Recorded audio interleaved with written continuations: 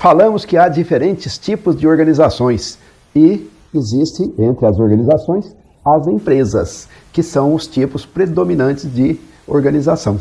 A maioria das organizações são empresas. Então vamos falar um pouquinho sobre as empresas para a gente saber do ambiente de trabalho em que na maioria das vezes a gente vai trabalhar. E todo tipo de organização vai relacionar-se com as empresas, de um jeito ou de outro.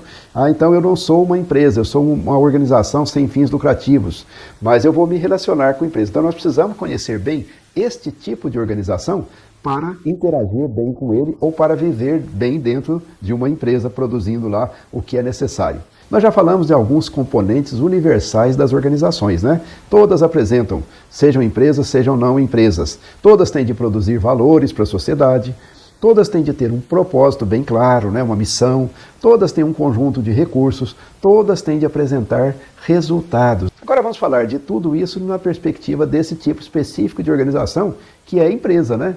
A empresa é uma organização que presta um serviço à sociedade, que tem uma missão, que tem um propósito e que visa o lucro. Ela é uma organização que busca o lucro. Então, vamos fazer aqui uma reflexão para a gente começar a entender a empresa. Vamos fazer umas perguntas aqui meio diferentes. Na sua casa tem os itens necessários para você viver bem? Né? Tem frutas? Né? Tem arroz? Tem óleo comestível? Tem sabonete? Tem shampoo, certo? Sua casa tem essas coisas? Segunda pergunta, você tem dificuldade para obter estes itens aí para a sua sobrevivência, para o seu conforto? Né? Provavelmente não, correto? Você não precisa se preocupar com isto, né? Basta você ir ao supermercado, que você acha tudo isso, a farmácia que está próxima aí, ou basta telefonar, né? Nos dias de hoje, cada vez mais, né? Basta telefonar, olha, eu quero assim, assim, assim, assado. Aí chega uma caixa bonitinha, tudo certinho, não se fala em dinheiro, né? O dinheiro você já pagou pelo cartão de crédito. Enfim, as coisas são muito fáceis. Agora você vai lá no interior, lá, né? Tá num barzinho, lá no fundo, chega lá, você fala, você tem aí o cigarro tal? O cara, tem. Te entrega o cigarro tal, né? Se você fuma. Ou você tem aí a cerveja tal? Tem, tá aqui, tá certo? Você tem arroz? Tem, né? Então, há uma máquina funcionando para tornar a vida nossa mais fácil, mais confortável. Essa máquina, nós podemos chamar com o nome óbvio, né? Mercado. E dentro do mercado tem os agentes econômicos, né? Todos somos agentes econômicos. Todas as pessoas são agentes econômicas, todas as organizações são agentes econômicos, né? Agora, tá bom. Então, essa facilidade de abastecimento, ou essa facilidade que você encontra para ter as coisas necessárias para a sua vida, é o que o Adam Smith, o pai da economia moderna, chamou de mão invisível.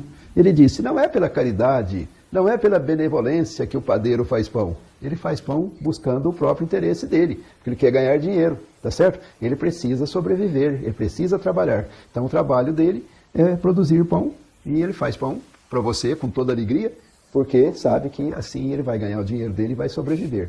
Então, do interesse dele, né, você tira o seu conforto.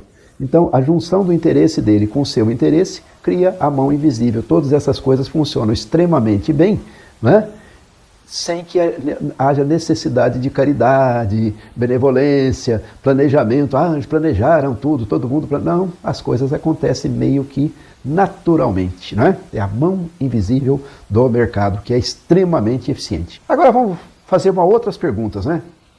Por que você compra o produto X e não o produto Y? Por que você compra e às vezes você deixa de comprar? Né? O que você produz? O que você produz? O que você faz? Com o que você trabalha? Como você investe o seu dinheiro? Ou seja, tudo isso aí reflete o quê?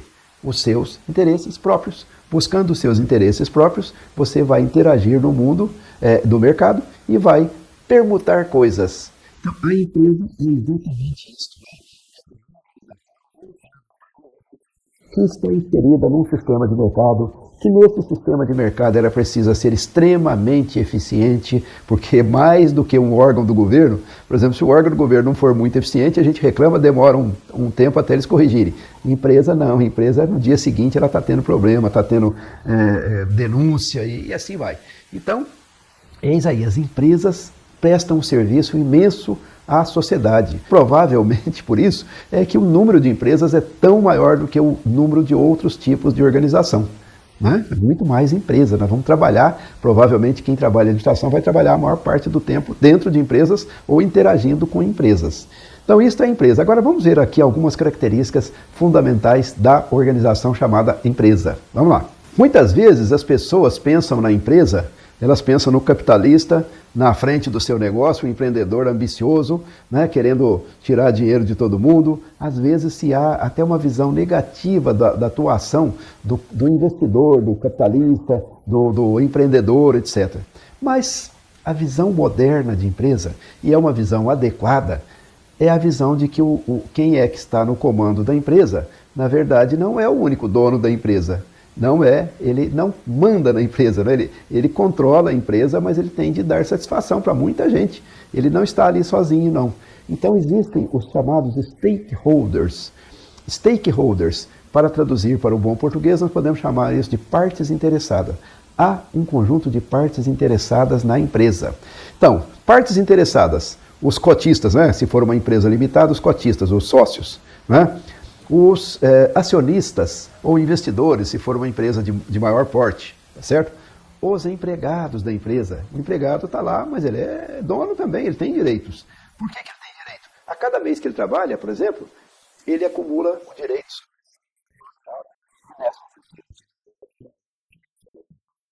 Então ele tem direito disso.